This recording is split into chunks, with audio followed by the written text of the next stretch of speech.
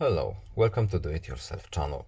Today I will show you how to turn off the option for ending our calls with pushing of a side button.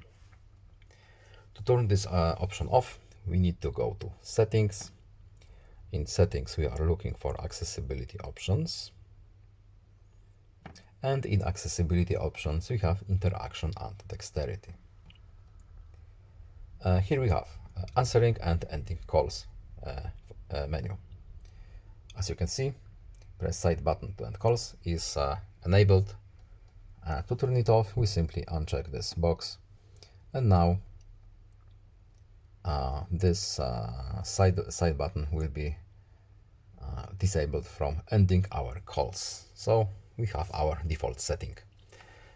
I hope this video was helpful to you. Please leave a like and subscribe. Have a nice day and see you in the next video. Goodbye.